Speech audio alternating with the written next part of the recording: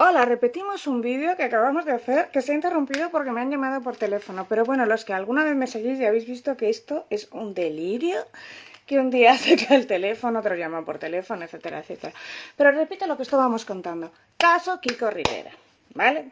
Bien, vamos a hablar cosas muy básicas. Imagínate que tú tienes un hijo. Vamos a repetir algo que ya habéis visto los que habéis pasado por el vídeo anterior, pero bueno.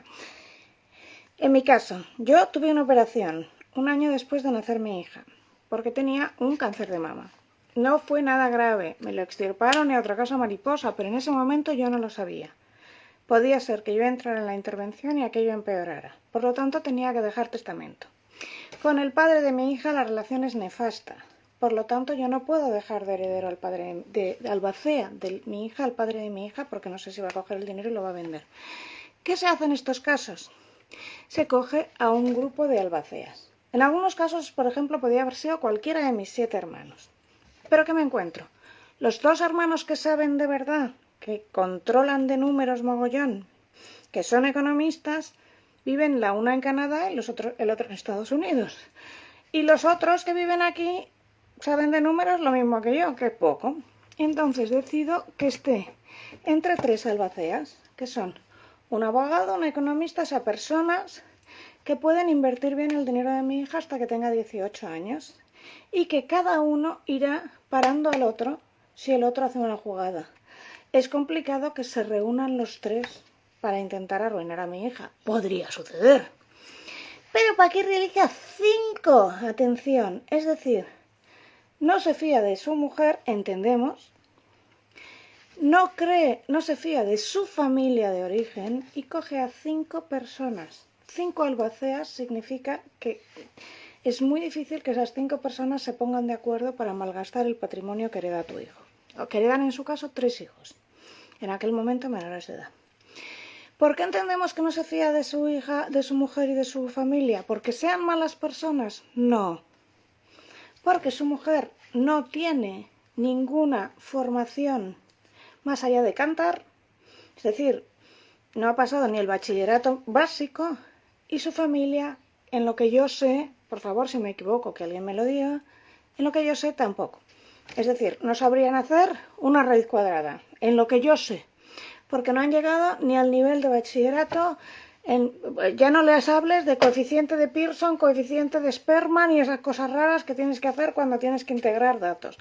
¿Vale? Porque son las necesarias y ya no hablemos de que sepas hacer qué es una hipoteca, cómo me voy a endeudar, qué es una tasa de interés, ¿vale? Bien. Llega el hijo, Kiko Rivera, y dice: mi madre ha hecho operaciones con mi herencia. Aquí tenemos que llamar a un abogado de turno, Maripili. Y le preguntamos: Maripili, ¿esto se puede hacer? Y dice: pues es interpretable, porque si ella tiene la patria potestad. Pero lo importante es que a los 18 años él le concede un poder a su madre para que administre sus bienes. Y ahí sí que hablamos con Maripili. ¿Ahí es interpretable? No, aquí no es interpretable. No es interpretable. Aquí si tú le has concedido un poder, poco más puedes hacer. Por eso yo insisto mucho en que no puedes decir que un niño de 13 o 14 años puede afirmar que se somete a un tratamiento experimental de Lupron cuando hablamos de los niños trans, porque normalmente la gente muy joven no conoce las consecuencias de sus actos, porque A, carece de la información para verlo, y a veces incluso les das la información y no son capaces de pensar a largo plazo. Hablando con una chica de transicionadora me decía que cuando ella entró, y la vamos a entrevistar, cuando ella entró en este proceso, incluso cuando le advertían las circunstancias que puedes el cáncer no se pilla, que puedes desarrollar cáncer, ella pensaba: da igual, vale. Entonces, ¿puede Kiko Rivera demandar a su madre? Complicado. ¿Por qué? Porque él ha firmado eso. Él ha firmado a los 18 años frente a un notario que le cede a ella una firma, es decir, que le cede a ella la capacidad de actuar en su nombre, ¿vale? Con respecto a los bienes que le pertenecen a él. ¿No tenía la información suficiente? Seguro que no, estoy segura de que no la tenía, pero La ley española estima que a los 18 años, si no tienes la información suficiente, excepto que tú puedas probar que padeces una enfermedad mental o una discapacidad mental, entonces, oiga, ¿qué podemos hacer? Pues haberte informado. La ignorancia de la ley no exime de su cumplimiento, que digamos. Vale. Aquí, si hay algún abogado que quiera comentar, os recuerdo que yo no soy abogada y que poco más puedo decir. Entonces vamos a otra cosa. Si realmente tú estás pensando en demandar a quien sea tu madre, sea tu prima, sea nuestra querida amiga Cookie, bueno, a quien sea, tú jamás puedes ir a un programa de televisión a contarlo. ¿Por qué? Por dos razones. Una y dos. Una, le estás dando a la parte contraria, a la parte a la que vas a demandar, toda la información de lo que vas a hacer. Entonces ya podrías imaginar que estaban allí Agustín Pantoja e Isabel Pantoja con una máquina destructora de documentos, eliminando pruebas como cosacos. Bueno, no sé si los cosacos eliminan pruebas, pero vosotros me entendéis. Y segundo, porque en un potencial futuro juicio tú pierdes toda legitimidad. Es decir, ¿cómo te va a creer el juez si el juez ha visto que en lugar de estar defendiendo tus derechos, tú has cobrado para ir a la... y has cobrado mucho para ir a televisión? Por eso, cuando yo demandé a Telecinco, en mi caso a Mediaset en realidad, me pasé 2 años sin pisar un plató y no he vuelto a pisarlo casi nunca. Mientras ellos me ponían a parir, me llamaban de todo menos bonita, me llamaban loca y todo lo que quisieran, yo aguantaba en mi casa encerrada como una anacoreta, ¿vale? Entonces, aquí me gustaría, por favor, si hay una abogada o abogada viendo lo que dejéis comentarios, me parece que todo esto es un poco un teatrillo.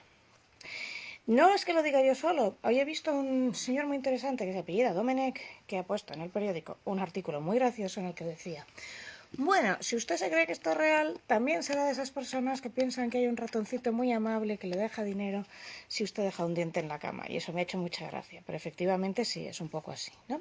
Vale. Bien.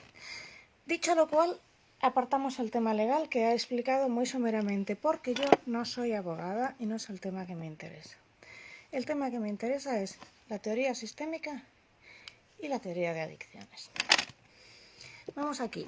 Estamos ante un hombre que, en lo que yo entiendo, no miente. ¿Por qué? Porque, como sabéis, yo estoy muy interesada en comunicación no verbal. No puedo afirmar al 100%, miente. Digo, no miente, porque como os he explicado alguna vez, se puede afirmar al 100% casi siempre que miente, pero no que no miente.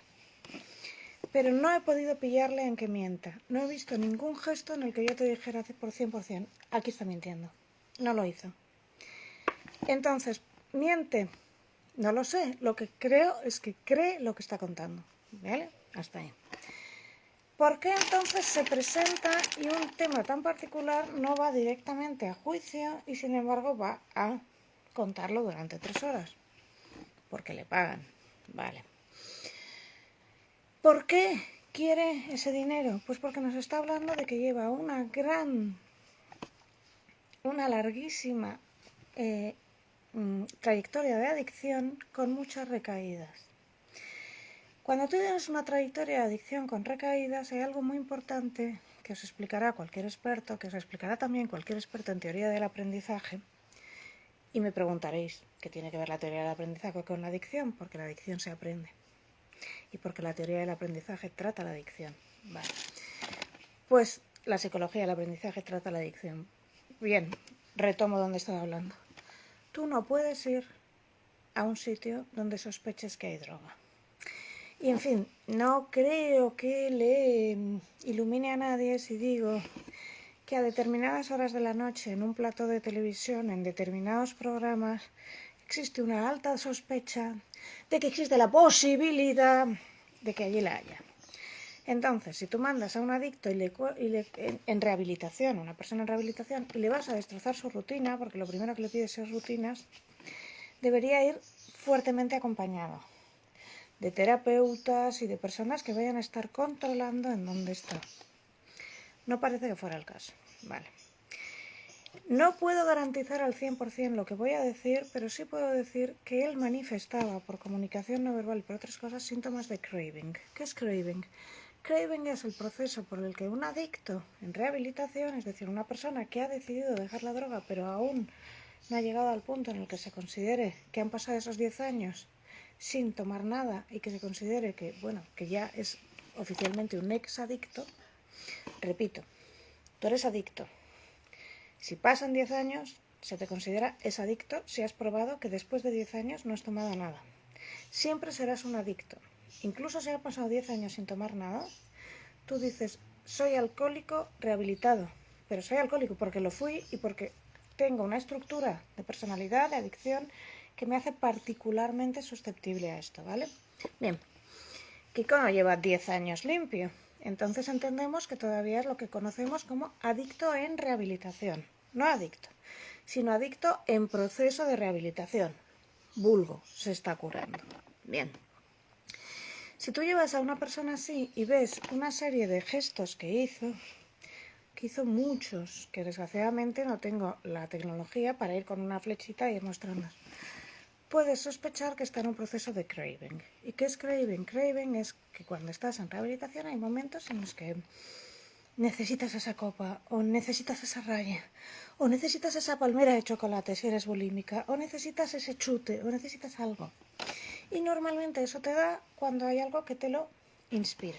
Por ejemplo, tú eres bulímica, pues no piensas en la palmera de chocolate hasta que pasas junto delante de la pastelería Granier. Tú eres alcohólica, no piensas en, tú estás ahí, te vas a un retiro al campo con las vacas y estás tan feliz, pero cuando llegas a casa y pasas delante de tu bar favorito, donde todas las mañanas te tomabas tu zurito, de repente dices, joder, alcohol. O, no sé, tú eres adicta a la cocaína y te llamas... Kiko Rivera tiene una poliadicción, no solo es cocaína. Pues si te presentas en un sitio donde sabes que puede haber y que se rumorea, se dice, se rumorea, se sospecha y se comenta que allí se consume, muy probablemente muestres síntomas de lo que se llama craving. Craving es que empiezas a mostrarte nerviosa, ansiosa y que tu comunicación no verbal lo dice. Yo no puedo decir si a él le sucedía, sí puedo decir que aparentemente su comunicación no verbal no mostraba. Bien. Dicho lo cual, todos sabemos, porque ya se ha publicado, que lo que le han pagado a este hombre ha sido una salvajada por hacer esto. Bien, y ahora es donde yo planteo la cuestión. Sospecho que este hombre lo necesitaba, también necesitaba ese dinero para algo. Es normal y razonable que una persona que descubre que su madre ha cogido su herencia y la ha manipulado esté enfadada. Es decir, si el padre... Yo no he tenido herencia, o sea que no puedo empatizar. Mi hija no tiene herencia, pero si yo supiera que mi asesor ha cogido mi dinero y lo ha invertido en acciones de Bankia y me ha arruinado, pues estaría muy enfadada, obviamente. Entonces contamos con que la cadena llama a alguien que está en una situación de vulnerabilidad porque está enfadado, y con razón. Que añadamos a que eso que está enfadado con razón se mezcla con que está enfadado con su madre, que es añadir una dimensión afectiva muy grande a ese enfado. Y 3, que estamos hablando de un adicto en rehabilitación. Una persona adicta en rehabilitación se encuentra con muchísimos problemas, muchísimos, porque tiene que mantener, como él mismo definió, una estructura muy fuerte, una rutina muy fuerte, nunca se puede quedar solo, tiene que ir a charlas, tiene que ir a charlas acompañado, tiene que saber, yo me levanto hasta ahora, hago esta rutina, y más o menos me mantengo así. Bien, las personas que han contratado a esta persona, a este chico, Kiko, a un individuo particularmente vulnerable, en una situación extrema de vulnerabilidad en este momento, deduzco que no están asesoradas, pero de verdad que si cualquier especialista en adicciones te diría, esto es una locura. Y no solo cualquiera, Alberto Casalta, al que le he llamado esta mañana. Y le he dicho, oye, quiero hablar de esto, y me ha dicho, ¿vale? Segundo, el patrón que muestra Kiko es el típico del chico que entra en terapia de adicción. En terapia de adicción pija que se puede pagar. Es decir, existe el que acaba en el centro de día del ayuntamiento y existe el que acaba en el centro pijo pagado. Que suelen responder al siguiente patrón. Es un chico al que Materialmente se lo han dado todo, pero emocionalmente le han dado muy poco. Entonces, como tiene una carencia emocional muy grande, en este caso la muerte de su padre, más el corte radical con la familia de su padre, a la que no le permiten ver, más el hecho de que tiene una madre que está ausente porque viaja y le deja en manos de el tío o las niñeras o quien correspondiera, o le deja interno en un colegio porque se tiene que hacer una gira durante meses, pues esta persona compensa cuando es mayor esa carencia emocional con algo que el dinero puede pagar, y el dinero puede pagar droga. Esto es un caso tan típico que están hartos de verlo. Entonces, hay algo que se suele explicar en teoría de la adicción, que te sueles encontrar con dos extremos de la curva, ¿no? Este es el pobre, el que viene de la favela, el que no tiene un duro, y el que empieza a drogarse porque también tiene una carencia emocional muy fuerte y tiene la droga muy a mano, y no tiene nada que perder y se lanza a ella. Y este es el rico que tiene una carencia emocional muy fuerte, que también tiene la droga muy a mano porque tiene dinero, y tampoco tiene nada que perder, porque lo que pierda lo paga. Este no tiene nada que perder porque nunca iba a subir más arriba, y este no tiene nada que perder porque cualquier cosa se arregla con dinero. A mí me pareció que para personas que estáis interesados en cómo funciona el mecanismo de la adicción, ese programa era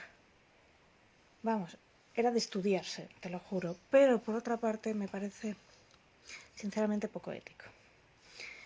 Poco ético llamar a una persona en extrema situación de vulnerabilidad y colocarle frente a 3,7 millones de personas para que pues haga aquí un psicodrama en directo. De hecho, cuando se hacen psicodramas o cuando en escritura narrativa expresiva se hacen psicodramas, se hacen en condiciones controladas.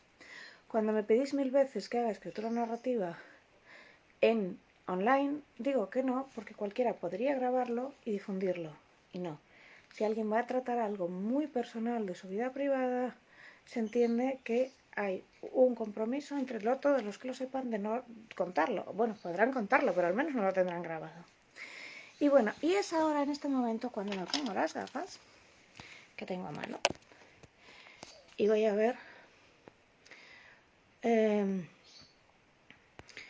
sí. Dice aquí que le metieron en el internado de Toledo porque quería estudiar y malas compañías. No sabemos por qué le metieron o le dejaron de meter. Y aquí cada cual, vamos a ver, vosotros no podéis contar una historia que no habéis vivido y que os cuentan a través de terceros. El caso es que este chico estaba interno. Las personas que no habéis vivido una experiencia de institucionalización, sea la cárcel, sea el hospital, sea estar interno, no podéis entender ni de lejos cómo eso destroza a una persona. La institucionalización destroza a cualquiera, pero muy en particular a los niños. Hay montones de teorías y estudios sobre el apego basado en niños institucionalizados. El estudio clásico sobre el apego se hace por Bowley, por un señor que se llamaba Bowley, y que a partir del cual todos los estudios sobre el apego se hacen ahora, y era sobre niños a los que sus familias en la Segunda Guerra Mundial habían tenido que dejar en una institución para que pudieran sobrevivir. Ya está. Niños que de repente pierden todo contacto con su padre y su madre. Y si alguno de vosotros que me seguís sois padres o madres, entenderéis que dejar a un niño de 6, 7, 8, 10 años de repente sin vuestro vínculo lo destroza. Si alguno de vosotros que estáis viendo esto ha vivido esa experiencia de que su padre fallezca o de repente pierdan a alguien cercano, sea por fallecimiento, enfermedad, separación de los padres, sabéis de lo que estoy hablando. Sabéis que eso crea un cisma emocional enorme. Otra cosa que quiero dejar clarísima, y me voy a poner las gafas un momento, ¿vale? Es que la adicción es una enfermedad multifactorial. ¿Qué quiere decir esto? Que tiene muchos factores. Es decir, no es solo una cuestión psicológica de como tengo una carencia afectiva, tomo algo. Se une otra cuestión, que es que tengo unos neuroreceptores particulares que están fallando. Es decir, yo tengo una carencia afectiva, como me encuentro mal, encuentro algo que me lo tranquiliza, sea la benzodiazepina, sea la palmera de chocolate, sea la raya de cocaína, sea el alcohol, sea incluso una relación tóxica con una pareja tremenda. Pero esto me lo tranquiliza.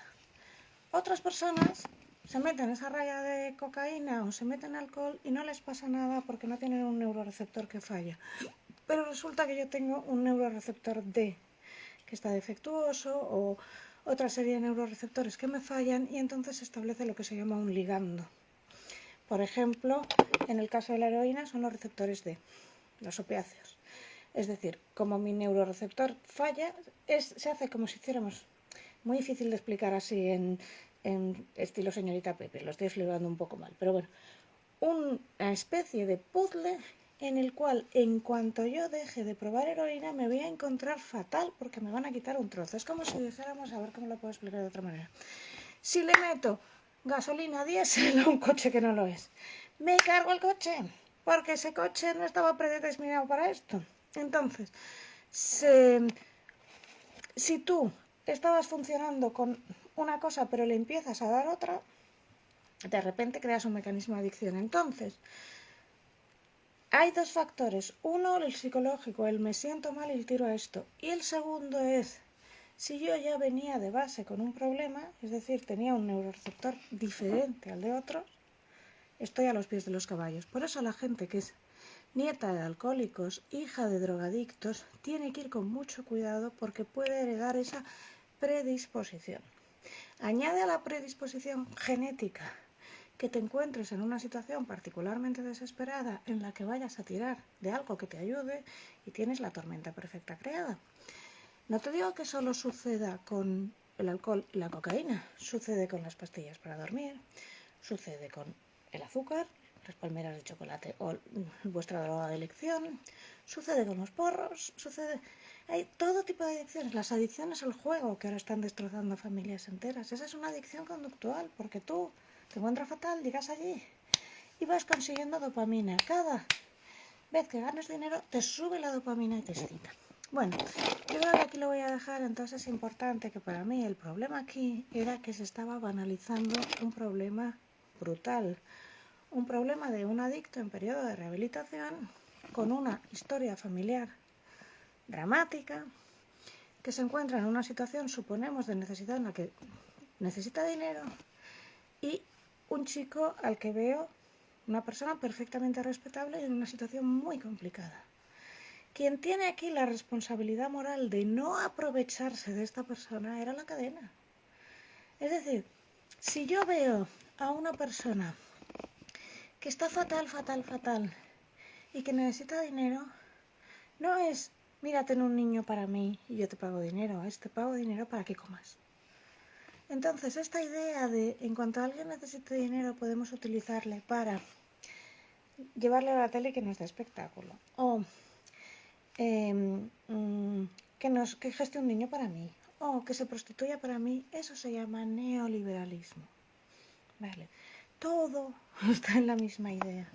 Y bueno, para mí fue muy triste. Yo le deseo a este chico lo mejor, le deseo que esto lo supere. Entiendo que está en una situación que no la desearía nunca para mí, ni para nadie cercano a mí, ni para nadie en el fondo. Y me gustaría que pudierais ver esta historia de otra manera. Y me gustaría que entendierais la responsabilidad que tiene el que paga a un adicto en proceso de rehabilitación para que entre en una situación que le va a crear ansiedad y que por lo tanto le va a interrumpir su rehabilitación. Y con esto lo he dicho todo. Voy a mirar un momento. Exacto, hay muchísima adicción al juego en España y sí se dice. Y bueno, con esto, y creo que ya lo tenemos, un bizcocho. Hasta luego, muchas gracias.